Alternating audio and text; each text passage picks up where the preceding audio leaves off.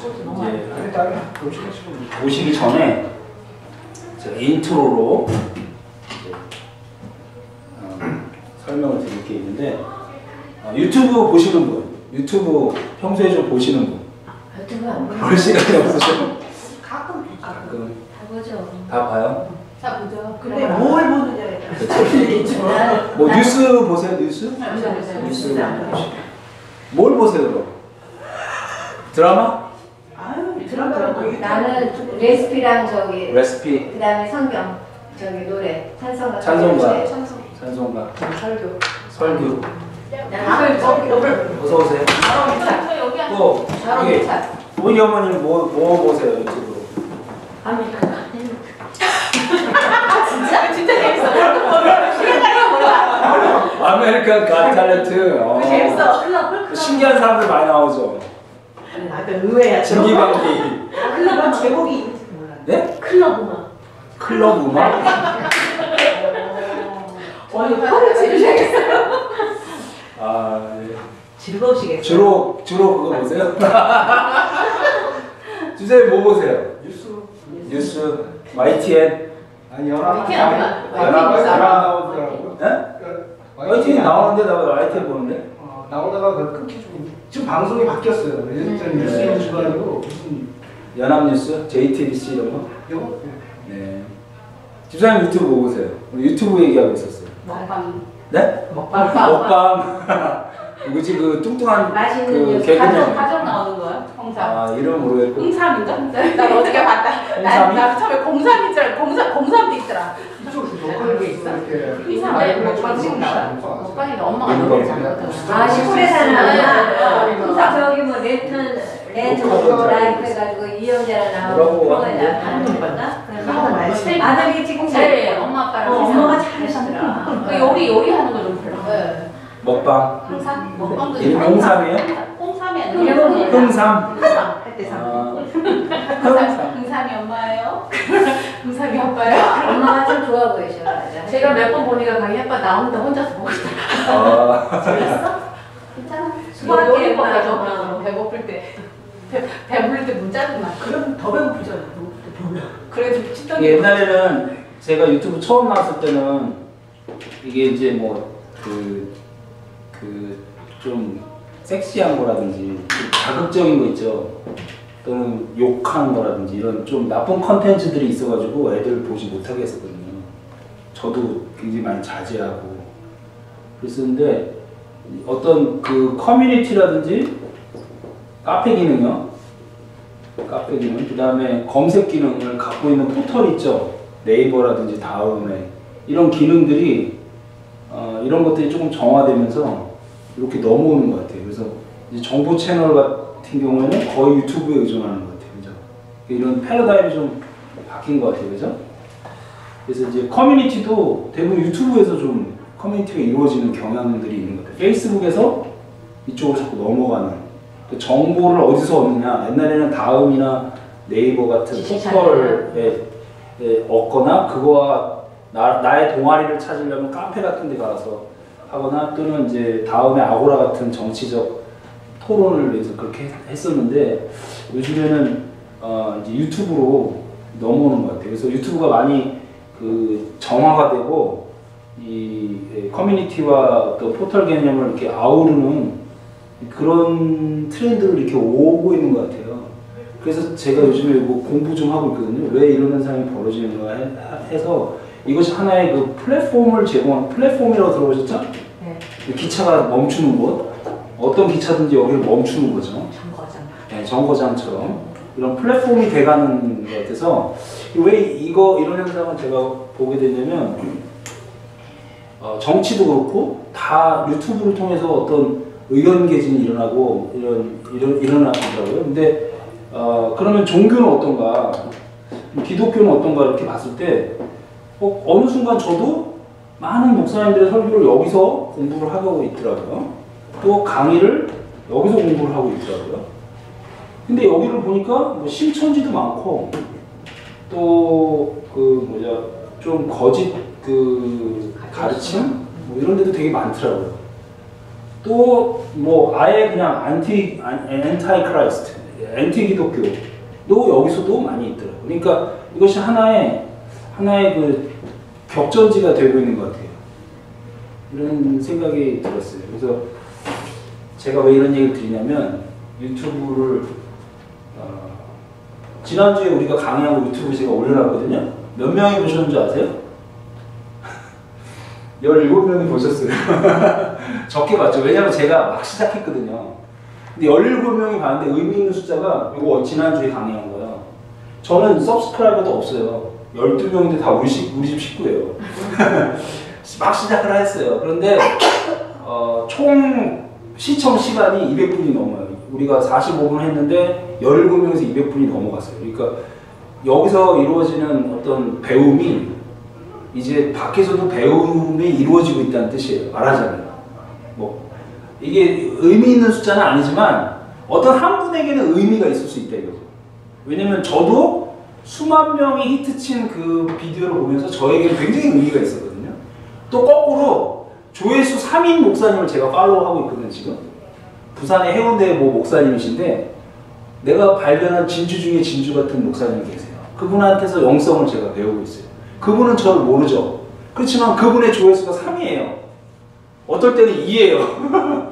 근데 제가 좋아요 누르고 댓글 쓰고 그 목사님을 팔로우하고 있어요.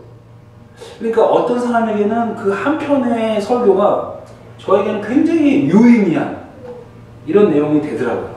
그래서 제가 소소하게 시작을 했으니까 좋아요 눌렀어요. 감사합니다. 처음에 제가 이거 지금 제 아이폰 5로 찍은 거예요. 찍어서 올린 거거든요. 완전 화질도 너무 떨어지고요. 별로 이렇게 퀄리티는 좋지 않아요. 근데 제가 한번 고민하다가 복음과 삶이 연결되는 지점이 어딜까? 우리 복음은 복음이고 삶은 삶이고 그 지점을 한번 같이 찾아보자라는 뜻으로 이름을 적었어요. 복삼 해가지고 복음과 삶인데 우리 집 산책하는 것도 찍고 뭐 새가 마당에 그 뭐죠? 쥐덫에 걸려가지고 누가 쥐덫을 조그만 걸 놨는데 그걸 끌고 날아와가지고 구했더라고요. 제가 구해줬어요. 어쨌든 뭐 그런 거라든지. 그 다음에 이제 최근에 제가 올린 게 이제 명성교회에 관한 이야기를 올렸어요. 너무 제가 화가 났어요. 명성교회 이야기 때문에 너무 화가 났어요. 그 세습에 관한 부분. 여러분들 아실란가 모르겠는데 오늘 그 이야기를 이뤄졌죠? 그 판결이. 예, 8월 5일로 이루어졌는데 제가 그 소식을 듣고 왜 내가 분노하는지에 대해서 우리들이 원하는 교회가 이게 아닌데 그리고 그 수십만 명의 세계 최대 장로교회인데 성도수가 등록교인이 10만 명이에요. 그러니까 세계에서 최대의 단위 장로교회거든요. 왜 그 교회에서 그런 일이 벌어졌는지에 대해서 너무나 분노했어요. 그래서 이런 부분들을 한번 생각해보자는 의미에서 2개를 올렸는데 반응이 뜨거웠어요. 그래서 제가 드리고 싶은 말씀은 기독교 우리 복음을 지키고 있는 우리들이 유튜브나 이런 것들은 예의주시할 필요가 있다. 그 안에서도 우리가 뭐 이렇게 즐거움을 누리고 뭐 여러 가지 활동을 하지만 그 안에서도 박해의 공식과 그의 변화 오늘 강의를 시작인 거예요, 그럼? 아까는 네, 이어가겠습니다. 나가세요. 나오세요.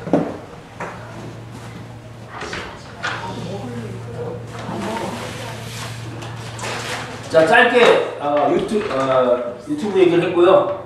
그 다음에 리뷰를 한번 해보겠습니다. 오늘은 글로 한번 써봤어요. 이게 되는지 안 되는지 한번 보세요. 예수님이 성육신 하셨고 예수님의 사역이 3년 동안 있었고요. 이건 예수님이 십자가에서 우리를 위해서 달려 돌아가셨죠. 그리고 나서 3일 후에 부활하시고 40일 동안 제자들에게 나타나셔서 뭐죠? 하나님 나라의 일을 말씀하셨죠. 그리고 나서 승천하셨고 그리고 나서 10일 후에 마가의 다락방에 성령이 강림하는 일이 벌어지게 되고 그것이 교회의 시작을 알리는 일이었죠. 그리고 베드로가 설교를 하게 되는데 3,000명이라는 사람이 회심을 했다라고 기록이 되어 있고 그것이 메가처치였어요. 스테반 집사의 죽음이 있었고 빌립 집사의 전도가 있었어요. 그래서 유대교에 핍박받는 초기 기독교인들이 각지로 흩어지는 디아스포라를 경험하게 됩니다. 그 와중에 사울이라는 사람이 회심을 하게 되는데 다메섹으로 올라가는 길에서 예수님을 만나게 되고 예수님이 이 사람은 내가 택한 그릇이다 라는 말로 바울로 회심을 하게 됩니다. 이 사도 바울은 나중에 1차, 2차, 3차, 4차 전도여행을 통해서 이방인 전도에 힘쓰게 됩니다. 그리고 나서 250년간 네로 황제를 비롯하여 많은 왕들에 의해서 박해가 일어나죠. 그죠? 우리 지난 시간에 봤죠. 그리고 313년에 콘스탄틴 황제의 밀라노 칙령으로 인해서 250년간의 박해가 끝나고 이제 기독교가 공인되는 그런 밀라노 칙령이 일어나는데 그의 즈음에서 삼위일체 논쟁이 일어나게 됩니다. 아리우스와 아타나시우스의 치열한 교리 논쟁이 벌어지게 되고 324년에 황제가 소집을 해서 니케아 공회가 열리게 되고 니케아라는 지역에서 종교 지도자들 다 모여라. 그래서 뭐가 옳은지 한번 따져봐라. 삼위일체가 도대체 뭐가 옳은지 따져봐라 해서 정한 게 바로 니케아 신경 신앙 고백서가 나오게 됩니다. 이때 누가 이겼다고요? 아타나시우스가 이겼습니다. 아리우스가 이겼다면 안 돼요. 아리우스는 예수님을 2급 신으로 생각했어요. 2급 신. 그러니까 새끼 신 정도로 생각한 거죠. 그리고 394년에 신약이 정경화되었고 국가교회가 이제 출발하게 되고 국가교회가 출발했다는 얘기는 성직자들이 계급화되었다는 뜻이에요. 성직자 계급화됐는데 그 중에 대장이 누구겠어요? 교황이 로마 캐톨릭에서 태어나게 되는 거죠. 그래서 그 교황의 권위가 사람들이 권위를 이렇게 만들게 됩니다. 그리고 740년에 이슬람이 사우디아라비아에서 발현하게 되고 암흑의 중세 시대를 이때부터 열게 되는 거죠. 그리고 십자군 전쟁이 쭉 있었다고 했죠. 1200년도까지. 1054년 여러분들 기억해야 될 숫자가 하나 있다고 했죠. 동방종교회하고 로만 캐톨릭하고 분리되는 사건이 벌어지게 되는 게 1154년. 1000년 만에 종교가 분리되는 거고 다시 1000년 만에 화해의 미팅이 있었다고 했죠. 그 다음에 가장 중요한 이 중세시대를 끊어내는 중세의 그 어두웠던 교회와 어두웠던 그 계급화되고 부패화된 로만 캐톨릭을 끊어내는 그래서 개신교가 출발하게 되는 그 시점이 언제라고요? 1517년. 그래서 2017년에 2018년인가 500주년 기념을 했었죠. 그래서 그걸 종교개혁, 리포메이션이라고 합니다. 리포메이션. 꼭 기억하셔야 됩니다. 근데 그 리포메이션을 누가 주도를 했어요? 루터라는 사람이 주도를 했고 이 루터가 독일에서부터 출발해서 주도를 했고 지금도 미국에서 개신교 중에 가장 큰 교세가 루터란 교회라고 합니다. 자 그리고 나서 이 루터의 영향을 받고 조금 한 30년 다음에 나타나신 분이 존 켈빈이라고 합니다. 이분이 원래 프랑스 사람인데 어디 가서요? 스위스 제네바에 가서 종교개혁을 완성시키는 기독교의 교리를 완성시키는 일을 하게 됩니다. 책을 쓰게 되는데 그 책 이름이 기독교 강요라는 책이에요. 그런데 오해하시지 마세요. 강요니까 억지로 기독교를 이렇게 끌고 간다 그런 강요가 아니고요. 강요하지 마세요. 강요가 그 강요가 아니라 뭐라고 해야 돼? 이게 어려워. 우리말로 어려워 사실은. 강론이라고 하면 되나? 강의의 요점. 강의의 요점. 그렇죠. 좋아요. 사실은 영어로 하면 그것도 맞지 않아요. institution이라고 했어요. institution of Christianity. institution이라면 하나의 기독교를 담아내는 하나의 좋은 그릇 정도? 어떤 시스템? 이런 책을 쓰게 되면서 존 칼뱅이 기독교를 교리화시키고 체계화시키는 이런 역할을 했죠. 어떤 분이 성경이면 되는데 왜 교리가 필요하죠? 교리에 대한 거부 반응이 일어나는 부분이 좀 있어요. 어떻게 생각하세요? 성경이면 되고 성경이면 충분한데 교리가 왜 필요할까요? 라는 질문에 어떻게 대답하시겠어요? 만약에 교리가 없었다면 성경만 있다면 충분할까요? 성경 안 읽으시잖아. 성경을 알기 위한 툴? 네, 성경만 있다면요 신천지 같은 애들이 나옵니다. 성경만, 걔네들 성경 엄청 알아요. 우리보다 더 많이 알아요. 이 교리가 그런 그릇된 성경 해석을 막아주는 울타리 역할을 해주는 거예요. 이렇게 울타리. 너희들은 교리가 틀렸어. 이만희는 예수님이 아니야. 다시 오신 뭐 약속의 뭐라고 그러더라? 이만희를 약속의 선지자? 아니 뭐라고 지칭하던데? 이만희 신천지. 예, 이만희 씨. 언약 선지자? 언약 뭐라고 얘기하던데? 이런 사람이 아니야라는 이 교리적인 테두리를 쳐주는 거죠. 자, 아리우스도 이 삼위일체에서부터 밖에 있게 되는 거죠. 왜냐하면 예수님의 신성과 인성을 부정하고 있기 때문이죠. 그래서 이 교리를 완성한 게 존 칼뱅입니다. 굉장히 중요한 내용이고요. 교리에 대해서 여러분들이 관심을 가질 필요가 있어요.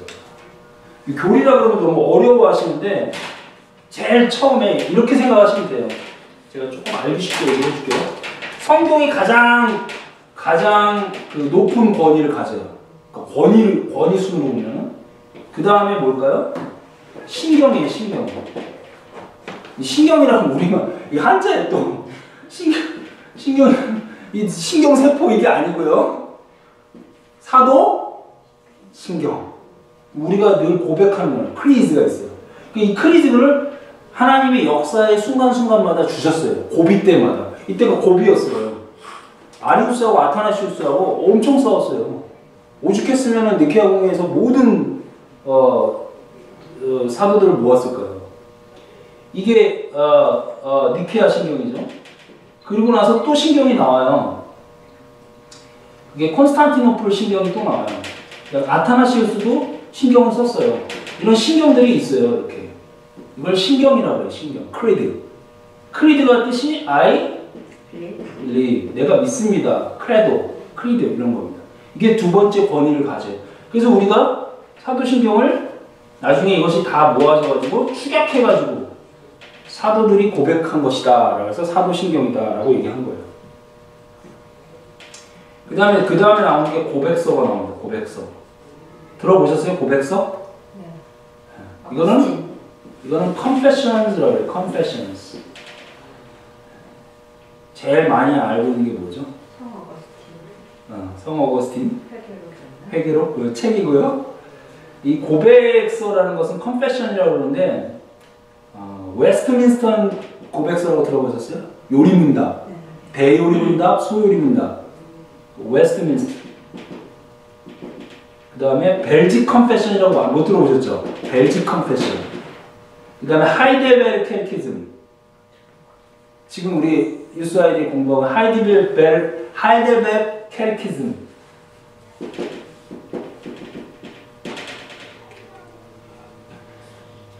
이런 것들이 있는데요. 이런 것들 중에 우리들이 장로교에서 가장 유명한 건 그냥 웨스트민스터 고백서예요. 요리문답. 이게 5년 동안 거의 200명이 모여서 요리문답을 만들었어요. 근데 이것들은 다 언제 만들어졌냐면 1517년 이후에 다 만들어져요. 그러니까 우리가 믿는 기독교의 교리가 이런 식으로 권위의 구조를 갖고 있어요. 이 캐리키즘은 무슨 뜻이냐면 문답서라는 뜻이에요. 문답서. 묻고 대답하고 묻고 대답하고. 네. 그래서 성경이 가장 큰 권위를 가지고 있고요. 그 다음에 크리드, 그 다음에 컨페션들이 있다. 이 컨페션들은 아마 다 몰라도 돼요. 다 몰라도 되고 캐논 오브 도르트. 도르트 신경이라고 들어보셨어요? 혹시? 도르트 신경. 기회가 되면 이런 것들은 배우면 정말 좋아요. 도르트 신경은 우리 기독교의 체계를 잡아준 신경이거든요. 그래서 웨스트민트 신경, 벨지 컨페션, 하이델베르 캐테키즘, 도르트 신경 이런 것들이 고백서를 이루고 있어요. 교리에 관한 이야기를 조금 드렸고요. 그래서 1517년에 종교개혁의 마르틴 루터와 존 켈빈, 이 존 켈빈이라는 분이 장 깔뱅이라는 분이 기독교의 교리를 체계화시켰다. 찌빙글리, 존 낙스. 존 낙스는 지난 시간에 얘기했죠. 스코틀랜드 출신 다시 스위스로 와서 존 칼뱅한테 배워서 나중에 스코틀랜드 가서 어떤 일을 했죠? 중요한 일을 하셨는데 장로교를 출발시킨 장본인입니다. 그 다음에 16세기에 인본주의와 르네상스가 있었죠. 그리고 계몽주의도 있었고 그런 철학이 융성했고 캐톨릭과 개신교가 세계전쟁을 했다고 그랬죠. 30년 동안 전쟁을 했습니다. 그러니까 캐톨릭하고 이제 종교개혁 이후에는 캐톨릭하고 개신교하고 전쟁을 했고요. 개신교는 또 누구하고 싸우는지 아세요? 아이러니컬하게도 우리 개신교는 아나베프티스트라는 분을 박해했어요. 큰 형님이신 천주교, 캐톨릭은 우리 개신교가 우리 집에서 뛰쳐나간다 그러니까 박해를 하기 시작했고 뛰쳐나간 집안에서도 속가내는 거예요. 진성이 아닌 사람. 그걸 아나베프티스트가 희생양이 됐어요. 이제 아나베프티스트도 여러분들이 꼭 아셔야 돼요. 기독교 전통에 있어서 아나베프티스트 분들을 꼭 아셔야 돼요. 그분들이 나중에 메모나이트라든지 아미시가 되는 거예요. 우리 개신교를 피해서 비폭력 평화운동주의가 되는 거예요. 이제 한국에도 있어요. 집중 거부도 하시고 문명하고 좀 떨어지고 아주 평화롭게 사는 그런 아나베프티스트가 있습니다. 자, 유대교하고 갈등이 있었어요. 유대교는 신성 모독을 했다 이거죠. 우리 기독교가요. 예수가 메시아면 로마로부터 해방이 됐어야 되는 건데 우리가 기다리는 메시아는 로마로부터 로마 제국의 그 압제로부터 해방을 시켜야 되는데 예수가 완전 아무런 변화가 일어나지 않아. 그리고 심지어 예수가 힘없이 십자가에서 죽어버려. 그게 무슨 메시아야. 그러니까 너희들이 믿는 예수는 메시아가 아니다 라고 유대교는 생각한 거죠. 그 다음에 로마 제국은 또 어땠을까요? 처음에는 민족의 종교를 인정했어요. 근데 나중에 황제가 신이다, 신격화를 시키는 거죠. 그리고 신의 아들이다, 황제는. 그러니까 황제 숭배를 강요하게 됩니다. 그리고 이제 유대교인들을 탄압하게 되는데요. 기독교는 유대교에서 나온 유사 종교로 보는 거죠. 황제 숭배를 거부하고 권력의 희생양으로 기독교인들을 탄압하게 되는 거죠. 박해하게 되는 거죠. 그러니까 어떤 운동이 벌어졌어요? 지난 시간에 봤듯이 사망으로 들어가는 속사도들과 교부들. 이제 뭐 로마고 뭐 유대교고 다 떠나서 내가 우리 예수 그리스도와 함께 시간을 보내겠다라는 개인 경건 운동이 벌어지게 되는 거죠. 속세를 떠나서 하나님과 함께하는. 그래서 어떤 사상이 벌어지면 금욕주의가 벌어진다 그랬죠. 그죠? 그래서 굉장히 그 주상 수련을 한다든지 이런 일들이 벌어지게 됩니다. 그것이 중세까지 쭉 이어지게 되고 수도운동으로 발전하게 되면서 지난 시간에 우리가 봤던 수도원들 베네딕트라든지 콜로니 수도원, 도미니크, 또 성프란시스코, 탁발 수도, 탁발 수행 이런 것들을 봤죠. 250년간의 박해가 있었는데 헬레니즘 문화하고 접변이 일어나고 또 이단, 영지주의라든지 에비온이라든지 이단들이 헬레니즘 문화하고 이분법적 문화, 영은 선하고 육은 악하다라는 이분법적 그런 헬레니즘 철학의 바탕으로 한 이것과 접변이 일어나면서 기독교가 이단이 출현하게 됩니다. 314년 밀라노 칙령 성직이 계급화되고 교황제도가 나오게 되는데 그 교황의 제도는 교회의 권위를 나타내는 거고 그 교회의 권위는 성서의 권위하고 똑같다라고 생각한 거죠. 니케아 공의 아리우스와 아타나시우스 방금 얘기 드렸죠? 이거는 나중에 하고요. 박해 사진이죠. 250년 동안의 박해. 제자들 250년 되기 전에요. 제자들 엄청난 박해를 받았죠. 시몬은 로마에서 거꾸로 박혀서 죽었고요. 사도 바울은 머리가 잘려서 죽게 된 로마에서, 그리고 안드레는 X자 십자가, 그리고 바돌로메 특이하게 어디 갔어요? 러시아까지 갔어요. 지금의 러시아. 그 다음에 제임스 역시 머리가 잘렸고요. 빌립도 십자가형을 받았죠. 매튜는 마태복음을 쓴 마태는 특이하게 어디까지 갔어요? 이디오피아에 가서 죽게 됩니다. 그리고 여러분들이 잘 아는 도마는 어디 가요? 인도까지, 인도의 남부 지역까지 가서 죽게 됩니다. 네로 황제 박해. 네로 황제는 이렇게 원형 경기장에서 기독교인들을 많이 죽였어요. 근데 지난번에도 얘기했지만 64년에 불이 나가지고 대화재 이후에 기독교인들에게 불을 지르는 집단이다라고 뒤집어 씌워가지고 기독교인을 박해하게 되죠. 그리스도인은 짐승의 가죽으로 싸서 개들에 의해 찢기거나 십자가에 못 박혔다. 혹은 화형되어 일모로 밤을 밝히는 일에 이용되기도 하였다. 네로는 그 광경을 위해 자신의 정원들을 개방하고 자신은 기수의 복장을 하고 사람들과 어울리거나 아니면 마차를 몰고 다녔고, 그동안 서커스에는 쇼가 공연되었다. 그러므로 가혹하고 본보기적인 형벌을 받기에 마땅한 범죄들을 할지라도 사람들 사이에서 동정심이 생긴 것은 사실상 그 일이 공중의 선을 위해서 행해지는 것이 아니라 한 인간의 광증은 잔악성을 충족시키기 위해 그들이 죽어가고 있는 것으로 보였기 때문이다. 는 기록이죠. 커바디스라는 영화, 주여 어디로 가시나이까, 이런 영화 커바디스 대로 있었죠. 폴리캅은 가장 먼저 순교하신 분이라고 알려져 있죠. 그 제자들 다음으로 사도 요한의 제자라고 하는데요. AD 155년에 사도 요한에 의해서 스미르나라의 감독으로 임명이 되죠.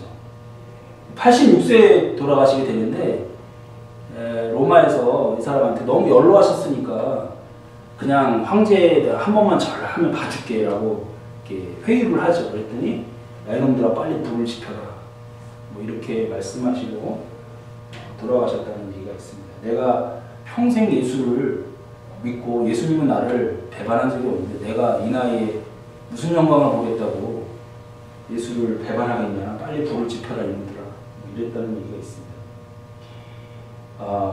오 하나님, 우리에게 당신을 알려주는 사랑 받으시고 찬양 받으신 아들 예수 그리스도의 아버지요, 오 천사들의 하나님, 권세와 창조의 하나님, 당신 앞에서 살아가는 모든 의인들의 하나님, 당신을 찬양합니다. 오늘 이 순간에 나를 귀하게 여기셔서 수많은 순교자들 중에서 영혼과 육체가 영원한 생명으로 부활하도록 그리스도의 잔에 참여하오니 오늘 수많은 순교자들 중에서 당신 앞에 기름지고 살진 번제가 되게 하옵소서.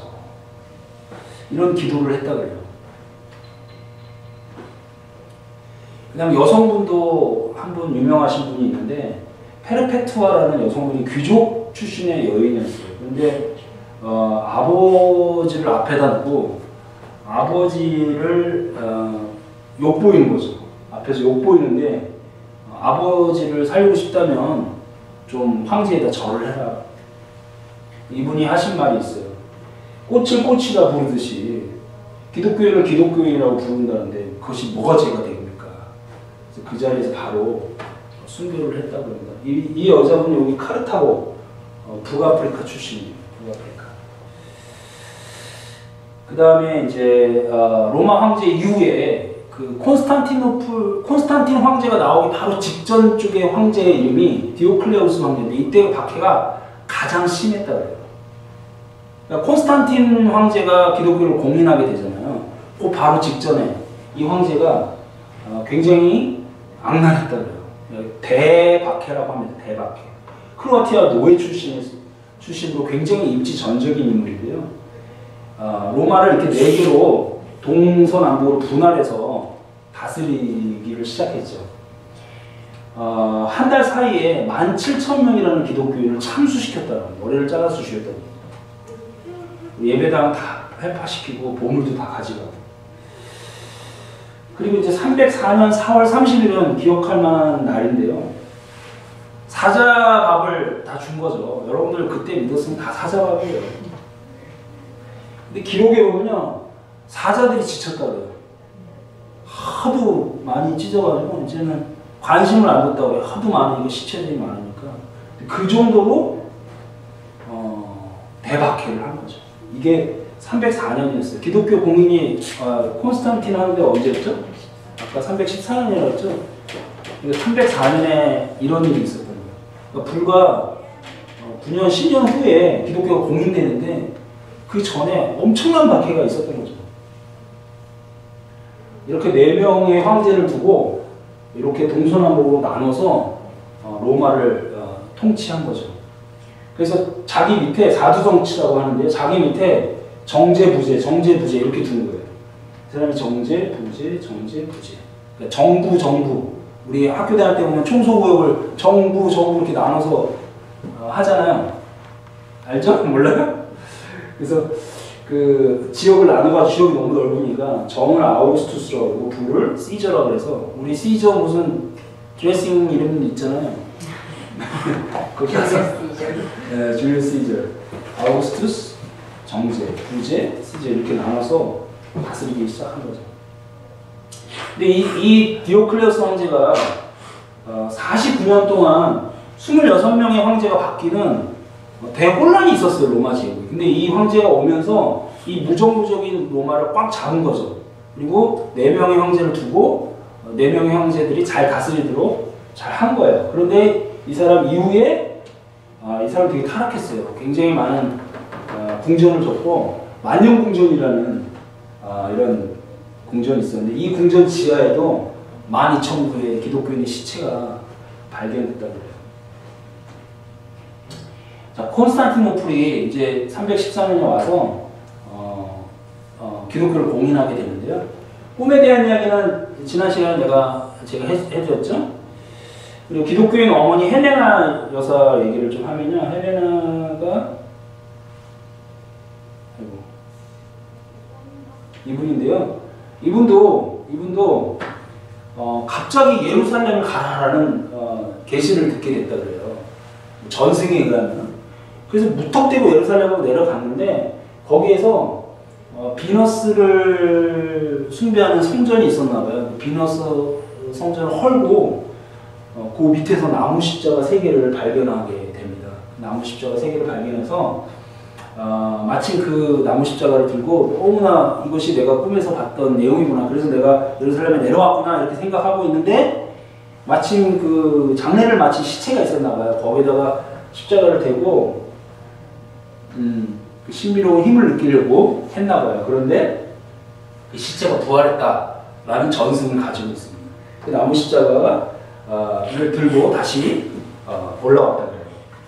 이거 뭐 어디까지나 전승이니까. 어쨌든 이 콘스탄틴 황제가 이 어머니, 기독교인 어머니를 두고 있었고 본인도 꿈에 이 마크를 가지고 전쟁에 나가서 승리하게 되죠. 근데 정치적으로 기독교를 공인한 이유는 정치적인 이유였어요. 이 사람이 기독교인이라서 그런 게 아니었어요. 이 사람은 여전히 미트라교라는 교를 믿고 있었어요. 그러니까 어쨌든 기독교가 공인됐고요. 그 교회의 변화가 일어나는데 이제는 박해를 끝나고 예배를 공개적으로 드릴 수가 있게 됐죠. 그리고 교회 재산이 환원됐어요.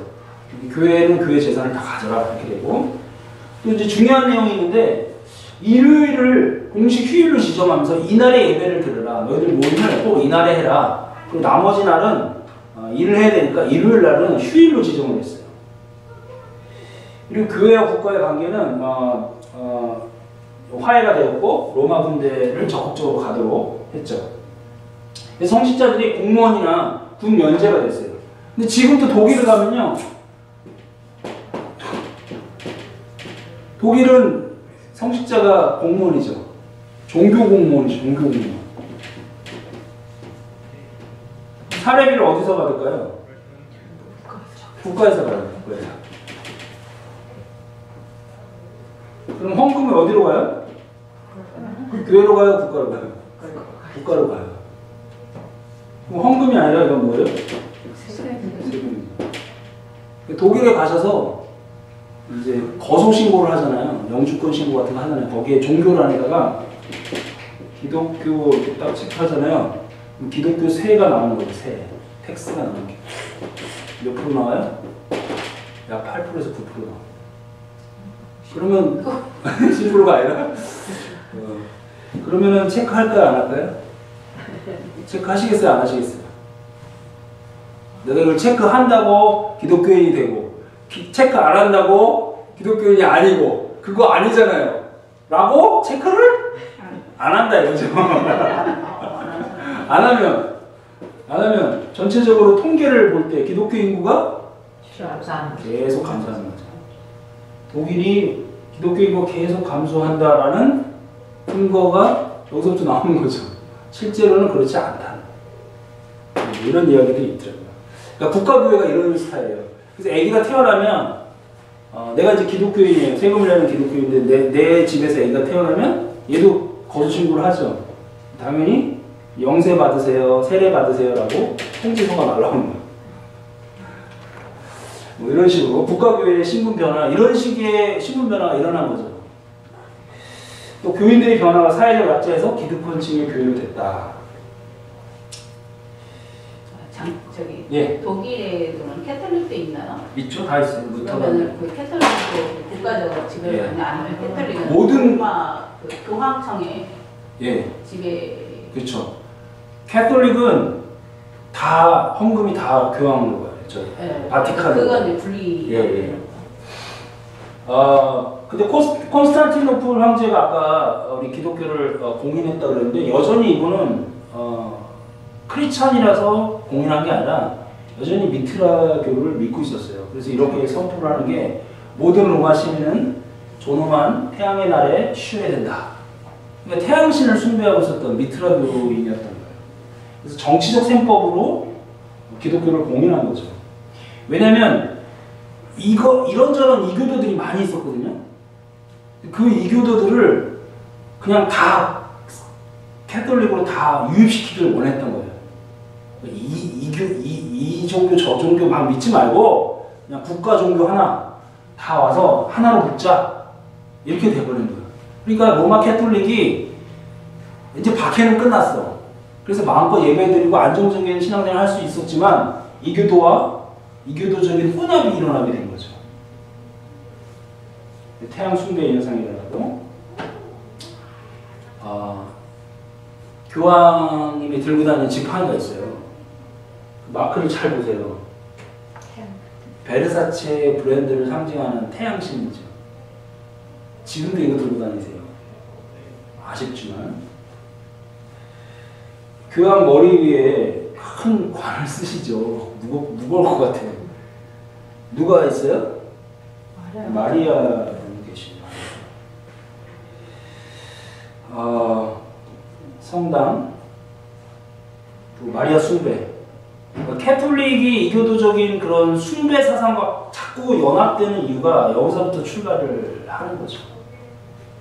마리아 숭배라든지 태양 숭배, 교황의 권위가 성경과 같다.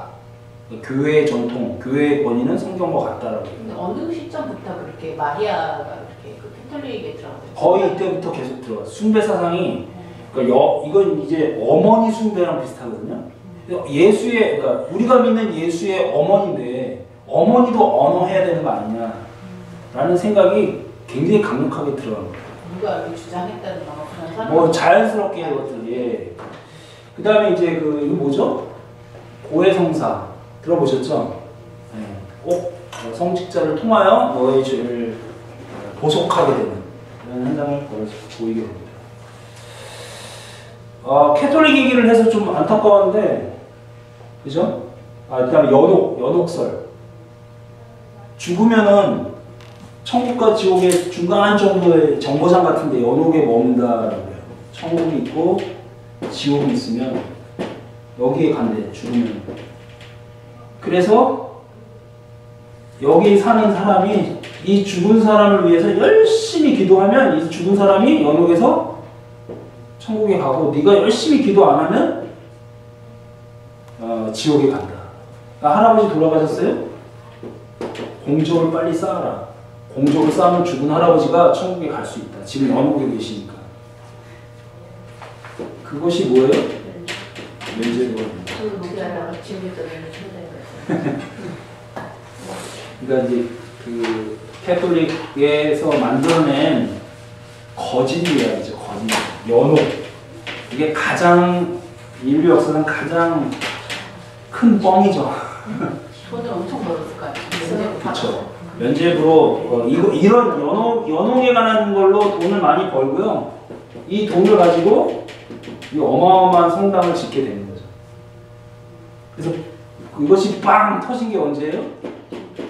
이게 종교개혁이에요. 그러니까 이런 것들이 계속 썩어 들어가면서 빵 터진 거예요. 그래서 500년이 됐어요, 개신교가.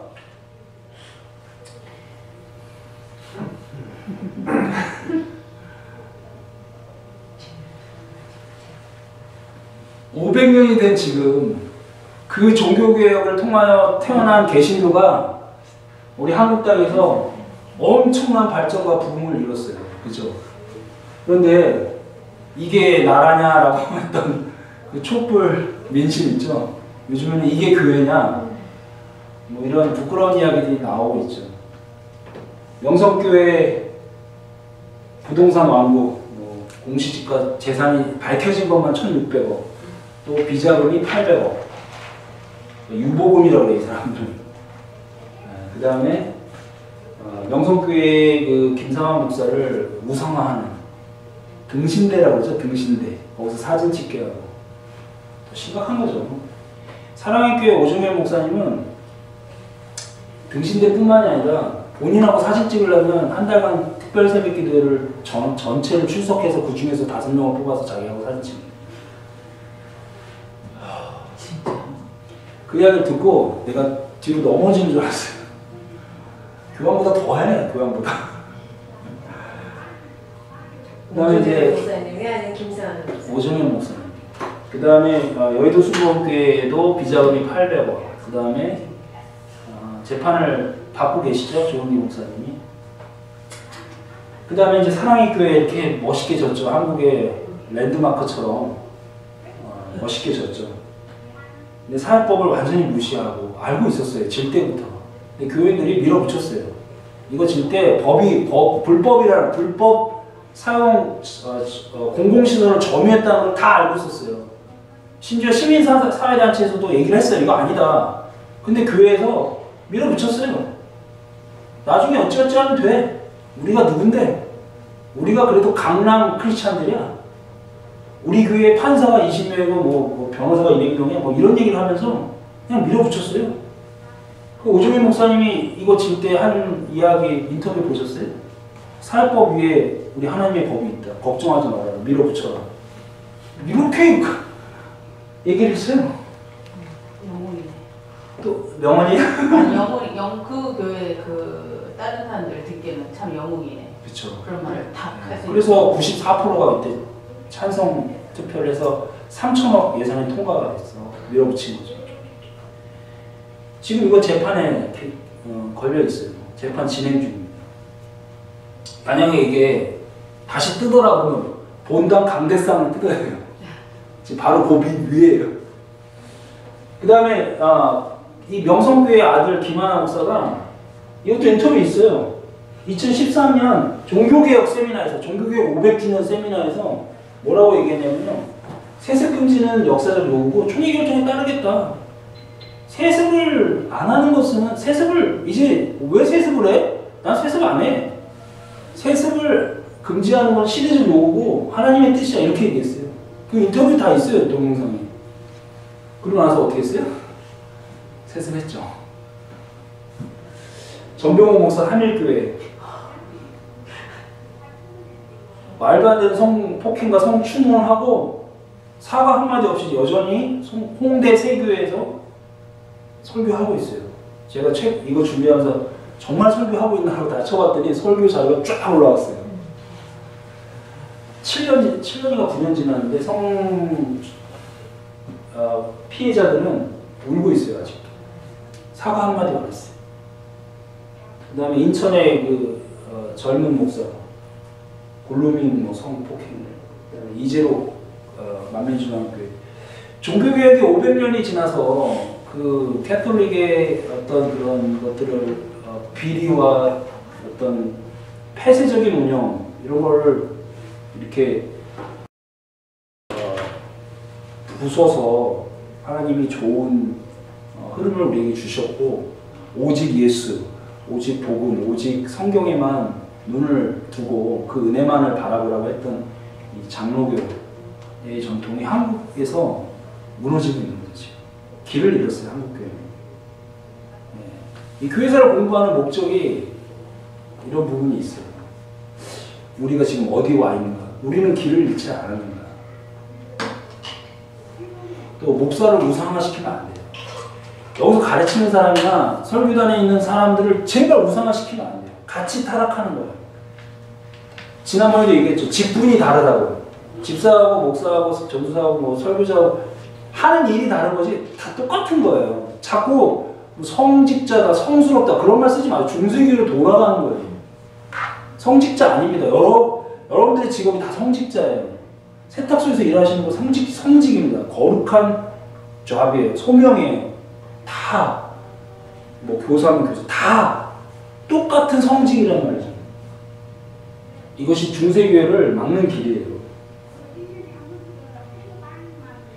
이제 교회가 박해의 신분이 박해당하는 신분이었는데 이제는 지배하는 교회로 패러다임이 바뀌게 됩니다. 교회가 공인화되면서.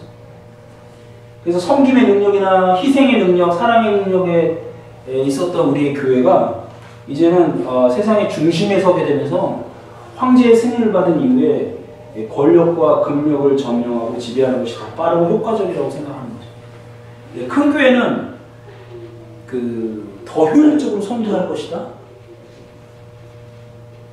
큰 교회는 더 효과적으로 전도하고 복음을 전파할 것이다. 이런 지배 논리, 고지론 이것이 우리 교회를 다 중세교회로 회귀시킨 거죠. 그래서 십자군 전쟁이 있었고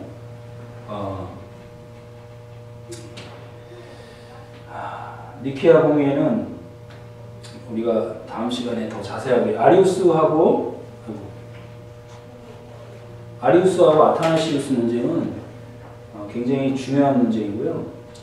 그 후에 도나투스 논쟁만 하고 마칠게요. 도나투스는 박해 종식 후에 박해가 끝났어요. 끝났는데 성직자들이 성례를 하는 것을 거부하는 일이 벌어지게 됩니다. 왜냐하면 박해 때 박해를 할 때 그때 배교했던 성직자들이 있었어요. 근데 그 성직자들이 이제 박해 끝났어. 끝나니까 언제 내가 배교를 했냐 다시 성찬을 베푸는 거야. 난 저 사람한테 성찬을 못 받겠다 라고 하는 논쟁이 벌어진 거예요. 이해되시죠? 무슨 말인지. 우리 장로교회 역사에 부끄러운 일이 있었어요. 근데 이게 부끄러운 일인지 어떤지 한번 들어보세요. 심사참배가 있었죠. 남산 중턱에다가 조선 신궁을 건립해서 이렇게 아침마다 인사를 했어요. 황제가 신이다. 일왕이 신이다. 천황이 신이다. 조선일보에 실렸던 조선 예수교 장로회 임원들이 신사참배를 하는 모습이고요. 신사참배를 이제 장로회 차원에 결정을 하게 됩니다. 우리는 신사참배를 합니다. 그 목사님들. 그때 신사참배를 거부하신 분들이 여러분들이 잘 아는 주기철 목사님이 계시죠. 그리고 박관준 장로님. 박관준 장로님은 책도 많이 쓰셨어요. 5권의 전기를 쓰셨고 최봉석 목사님, 최상림 목사님들은 다 신사참배를 거부하다가 감옥에서 다 박해당해 죽으셨어요. 특히 주기철 목사님은 영화도 나왔죠. 하도 맞아가지고 사모님이 오셔가지고 자기 남편의 시체를 못 찾았어요. 너무 망가져가지고.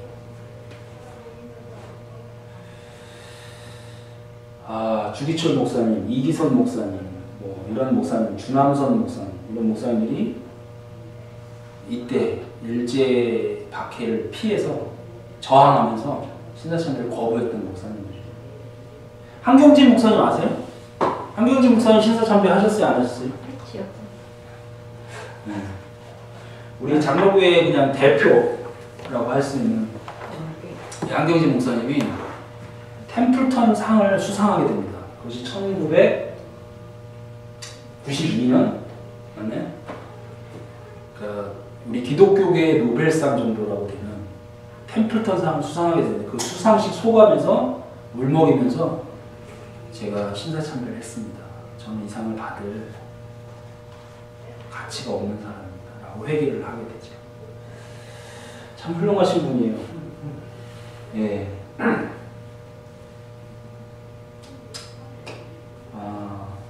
지난 스리랑카의 그 폭탄 테러가 있었죠.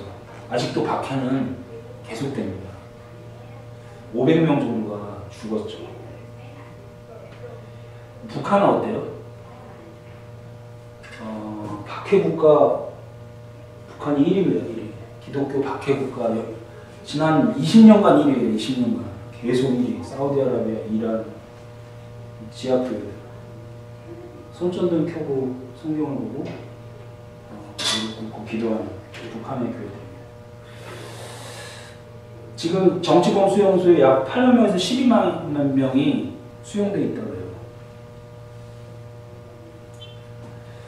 그 이제 박해 이후의 교회 변화, 중세교회의 그 교회 타락, 교회 부패, 뭐 또 이런 것들을 봤어요. 그리고 지금 우리의 모습을, 우리 장로교의 모습 이런 것들을 좀 봤어요. 장로교뿐이겠어요. 이단의 출현, 영지주의, 지금 한국 신천지. 여러분들 신천지 홈페이지 한번 가보셨어요? 어마어마합니다. 어마어마해요. 유튜브 뭐 잘못 검색하면 다 신천지예요. 교리 검색 잘못하면요 다 신천지예요. 한국 갔을 때 그 되게 유명한 것들 있잖아요. 명성, 또 막 그런 굉장히 선별을 많이 하더라고요. 네. 선전. 네, 엄청 많이 하더라고요. 그러니까 중세교회의 모습들, 초대교회의 모습들이 지금까지도 있는 거죠. 박해, 이단의 출현, 교리 논쟁, 교회의 부패 이런 것들이 여전히 다른 형태로 우리 안에 있는 것입니다. 어떻게 보셨어요? 어떤 생각을 좀 나눠보세요. 역사를 배우는 이유? 반복되잖아요, 사실상. 역사는 반복되죠. 네. 근데 이제 제가 예전에 토요기가 유명한 영국의 역사학자인데 네. 나선영, 그러니까 순환사관이지만 나선영 순환사관이라는 얘기를 했어요. 네. 반복하지만 발전해 나간다. 네. 그런 의미인데 기독교적인 순환사관이라고 그러더라고요. 네.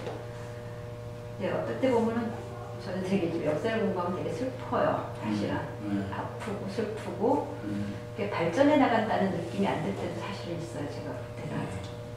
근데 저는 그 말을 신천 선생님이 한국 역사학자가 역사는 희망이다라는 말을 했대요.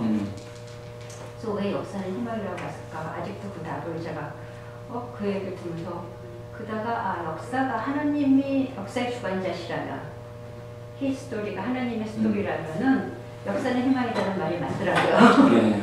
그래서 그런 의미로 조금 하나님의 역사에서 우리가 지금 기독교 교회를 보니까 하나님과 동떨어진 인간의 역사가 아니라 하나님이 결국 역사의 주관을 하에서 흘러내려온다고 그렇게 눈으로 자꾸 봐주고 하나님의 그 역사는 어떤 식으로 컨트롤이 돼가나 그런 걸 좀 아직은 제가 큰언을 못하지만 네. 그렇게 본다면은 역사는 희망이다 생각이 들었어요. 또 다른 지사님 피곤하죠. 날 잡고 그래도 성일 나오고 괜찮아. 뭐 그냥 아무 생각이라도 나눠보세요. 근데 저도 보면서 역사를 배우는 거잖아요. 네. 근데 우리가 역사를 아까 집사님도 말씀하셨지만 역사를 보면서 계속 반복되는 실수를 또 하는 거잖아요. 우리가 이렇게 지금도 보면서 아 저런 게 있었지 저 시대에 그러면서 종교 개혁이 되면서도 다시 지금 그 시대로 돌아가는 그 패턴이 보면서 공부하는 이 과정 중에 있었을 때는 우리가 사실 실수하지 않고 그런 진짜 그런 걸 범하지 않기 위해서 또 계속 교육을 하는 거잖아요. 그렇죠. 이게 필요한 거고 근데 이게 이렇게만 머물러 있지 않고 우리가 진짜 뭐 적은 인원이 지금 미국 공부하고 있지만 어저께 그런 얘기 잠깐 했었는데 나 한 사람부터라는 게 참 중요하거든요. 저도 그 말을 굉장히 공감을 많이 하는데 다 같이 뭐 이거 우리가 같이 합주해서 이렇게 하자라기보다 쉽지 않거든요. 나 한 사람부터라도 그런 생각도 바꾸고 이렇게 썩어 있다는 거 아는데도 계속 썩은 물을 바라보면서 어떻게 같이 마시는 거예요. 그거는 그렇게 되지 말아야 되는데 되지 말기 위해서 이렇게 배우는 거잖아요. 그럼 배우는 만큼 자기가 좀 생각 좀 하고 좀 그 실천 작은 실천이라도 하면서 살아주면 좋겠다는 생각이 내내 드는 거예요. 반복된다고 하니까. 그렇죠. 저는 거기 아까 그 한국의 개신교 그 교회 대형 교회들 이렇게 그 담임 목사님이 그렇게 누가 봐도 뭐 돈으로나 아니면 뭐 성적이거나 아니면 뭐 세습이나 이런 게 교회적인 눈이나 사회적인 눈으로 봤을 때도 굉장히 아닌 길로 가고 있는데 그 맹목적으로 따라가는 희한하죠. 그 교인들은 뭐 어떤 마음에서 그렇게 가고 있는 근데 김사만 목사님 같은 분이 저 청년 때 설교 참 많이 들었어요. 청년 설교 많이 하시고 굉장히 훌륭하신 분이셨거든요. 그때 모였던 그 많이 따르고 했던 뭐 제자가 될 수도 있고 교인이 될 수 있는데 그게 그렇게 지금 이렇게 흘러갔다는 거 보고 저도 굉장히 놀라고 되게 충격적이었어요. 네. 이분 설교 정말 좋거든요. 1982년에 딱 20명 가지고 시작을 했어요. 버스 정거장 2층 상가에서 김사환 목사님. 근데 이분이 지금 10만 명 등록 성도만. 완전히 이렇게 아무 얘기하는 것처럼 얘기해. 이렇게 설교 많은데 자기 아니면 안 되는 게. 아니 설교를 한번 못 깜짝 놀라서 그만뒀어. 바뀐 거죠. 바뀐 거죠. 근데 설교 내용이 이렇게 탁탁 던져. 듣던 뭐 최근에 이 사태가 있은 후에 너무 말 새벽 기도에서 충격적인 이야기를 하더라고요. 예수를 안 믿는 건 죄가 아니다. 이러면서 교회를 반대하는 게 죄다 이렇게 얘기했어요. 그러니까 이게 완전히 인성을 이게 뭐 완전히 그렇다. 대형 교회 목사님들이 그 권력과 권력에 고개를 숙이니까 그런 게 타협을 하려니까. 근데 그 돈 가지고 뭐 하려고 그러지? 돈의 힘이 크잖아요. 아니 근데 그거를 교인들이 따라주니까 그렇게 그래. 지금 오정혜 목사님 이제 사랑의 교회를 그냥 지키자라고 하시는 분들이 이 오정혜 목사님이 그 뭐라 그러죠? 편목 과정이라는 게 있어요. 그러니까 합동 측 그 교단으로 이렇게 들어가려면 편목 과정을 2년을 거쳐서 들어가거든요. 그 과정을 안 거쳤어요. 그러니까 임시로 2주 만에 하고 들어갔어요. 근데 그것을 승인하는 교회가 96% 나왔어요. 참석이. 이거 완전히 독재국가죠. 저도 지금 MDB 마치고 편목 과정을 2년 반 했거든요. 근데 아직도 못 끝냈어요. 거의 뭐 3년째 하고 있어요 지금. 그러니까 모든 교단이 다른 데서 MDB를 했거나 다른 데서 신학 공부를 했는데 우리 교단으로 들어오려면 2년에서 2년 반, 3년까지의 편목 과정이라는 게 편입 과정을 거쳐야 돼요. 아무리 MDB를 해서 아무리 뭐 훌륭한 목사라도 그게 있어요. 그래서 어떤 분은 이 합동에 들어가려고 지금 2년째 계속 편목 과정을 하고 있는 거예요. 계속. 근데 그 와중에 2주짜리 훅 들어온 거예요. 이 오정현 목사를 위해서 교단이 마련한 거예요. 신속 뭐라 그러죠? 속성. 속성 과정. 그걸 마치고 교회에 선 90도 찬성해서 다시 위임을 해버렸어요.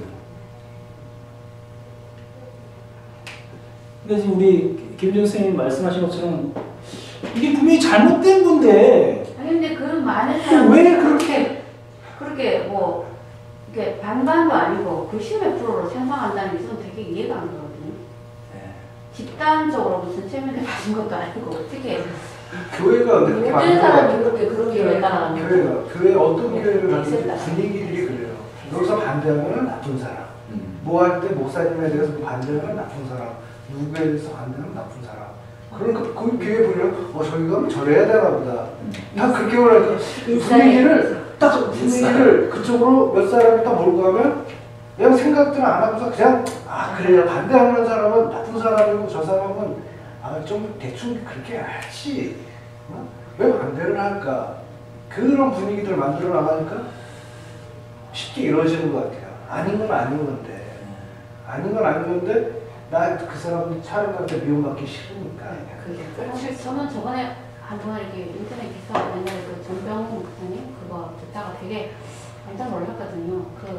어떤 그 교회 뭐 그런 사람이나 누가 이렇게 인터뷰를 했는데 그 뭐 성추문 이렇게 나오고 교회가 발칵 뒤집어지고 난리가 나는 와중에서도 그냥 이렇게 얘기하더라고요. 나는 우리 목사님이 살인을 해도 나는 우리 목사님 믿을 거야. 도대체 이 마인드 뭘까 이게. 그런 볼수들이 좀 있긴 있죠, 교회마다. 근데 그 사람은 생활의 모든 게 다 그럴 것 같아. 그냥 어떤 신앙적인 그런 태도가 아니라 인생 뭐 이렇게 하는 모든 게 그런 사람일 거야. 뭐 아니면 아니 신앙이라는 게 물론 우리가 생각하는 상식을 뛰어넘겠지만 지금 이 사건들은 상식에도 미치지를 못하는 거잖아요. 미친 거죠. 제정신이 아니지. 그러니까 상식에도 미치지 못하는 일인데 어떻게 그렇게 맹목적으로 따라갈 수 있는지 저는 그게 되게 지금 이 오정현 목사님을 그러니까 오정현 목사님 개인을 미워하는 게 아니라 이분이 너무 거짓말을 많이 하시니까 도저히 같이 예배를 드릴 수가 없다고 해서 이제 따로 예배를 드리는 분들이 마당에서 예배를 드렸어요. 근데 그 마당에서 예배를 드리는데 이분들이 출입하는 출입문을 다 그 못으로 다 막아버리고 그 다음에 그 모인 장소에다가 그 이제 그 쓰레기를 막 투척하고 이랬어요. 이분들이 마당에서 예배를 드린 지가 꽤 오래됐어요. 그런데 이분들이 이제 구사랑의 교회 강남 안에 있는 강남역 옆에 있는 구사랑의 교회에서 예배를 드리기 시작했어요. 요즘에. 그래서 500회 기념 예배를 드리기 시작했는데 오정현 목사를 지지하는 이쪽도 크죠. 아직까지는 엄청 크죠. 이분들이 여기에 모인 교인들을 출교시키려고 계획을 하고 있어요. 그러니까 불법 시설 점유를 하고 있다라고 해서 서명운동을 받고 이분들을 교회 바깥으로 출교시키는 이 일을 지금 벌이고 있어요. 제가 그 최근에 이거 준비하면서 이 마당 기도회 멤버들이 기념 영상을 올린 거가 있어요. 마당 기도회 500회 기념인가? 그 영상 한번 보세요. 얼마나 이 처절하게 싸우고 있는지. 그리고 이제 이분들이 뭐라 그러냐면요. 내가 92% 할 때 내가 93% 건물 3천억 통과시킬 때 내가 다 찬성한 사람들이다. 그때 내가 눈이 어두웠다. 내가 교회 대형화를 우리 교회 최고, 우리 교회 강남에서 제일 잘 나가는 교회 만든 사람이 우리다 라고 참여를 하더라고요. 그래서 자기네들은 오정현 목사를 개인적으로 미워하는 게 아니라 교회를 교회답게 하기 위해서 지금 이렇게 하고 있는 거다 이렇게 얘기하더라고요. 저는 이 어두웠던 이 중세교회가 이 종교개혁을 통해서 이제 새롭게 거듭나야 되는데 이것이 다시 이제 중세로 돌아가는. 제가 아까 유튜브에도 제 글이 이제 러프하게 제가 올린 말이 영성교회가 중세교로 돌아가나 뭐 이런 멘트를 올렸는데 교회가 뭔지를 알아야 돼요. 교회는 우리입니다. 우리. 건물이 아니에요. 조직이 아니라 여러분들이 교회라는 거예요. 여러분들이 교회라는 생각을 가져야 돼요. 내가 교회다. 그리고 힘의 논리, 다수의 논리에 빠지면 안 돼요. 그러면은 중세교로 돌아가는 거예요. 그리고 목사님이나 이 미니스터들을 성직화시키면 안 돼요. 예, 그러면 다시 중세교로 돌아가는 거예요. 근데 과거에 좀 리포메이션이었잖아요. 그러니까 예. 초대교로 돌아가는 게 이끌 종교개혁이었는데 그렇죠. 여기서 일로 돌아가야 되는데 일로 가고 있어요. 일로 가야 되는데 일로 가고 있어요. 근데 기독교회가 그런 운동 많이 하잖아. 결국 초대교회로 돌아가자. 그 교회 재산? 걔가 그게 아니라고 하시죠. 정말 그 대대적인 가치가 이루어져야지. 맞아요. 걔가 있어요. 진짜 투명한다고 상대 지변이 일어날 거 없어. 아이를 타이거는 나는 가치가 이루어져. 지혜가 한번 자기가 더. 일어나죠. 일어나겠죠? 마지막에. 누가 너무 해가지고 우리나라. 자, 하나님의 그렇게 안 태어나서 뜻이 어딘지 기도. 사자였는데 사자한테 주자. 교회가 무엇이고 믿음이 무엇이고 은혜가 무엇이고 예수가 누구인지 이걸 아는 게 중요해요. 그냥 교회만 왔다 갔다 하시면 안 되고요. 기회가 있을 때마다 정말 내가 믿고 있는 게 짝퉁은 아닌지, 오늘도 믿음에 관한 설교를 하셨잖아요. 이 믿음이 무엇인지, 내가 지금 뭘 믿고 있는 건지, 그냥 나의 신념 아닌가? 또는 남들이 다 가니까 나도 가는 확률의 게임 아닌가? 이거 안 하면 좀 이상하니까 나도 그냥 뭐 손해낼 거 없잖아? 그런 확률의 게임을 하고 있는 것이 아닌가? 그냥 엄마 아빠가 믿었으니까 나도 믿는 신념의 개념이 아닌가? 이게 아니라 진짜 예수, 진짜 믿음이 무엇인지를 공부하고 묻고 그래야 돼요. 기독교는 그렇게 간단한 종교가 아니에요.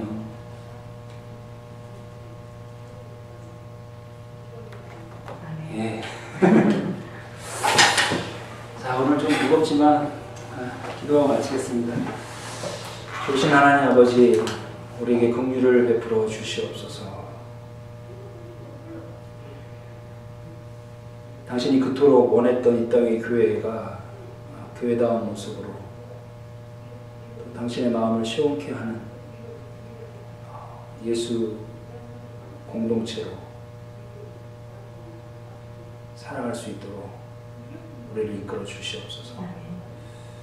예수님의 이름으로 기도합니다. 감사합니다.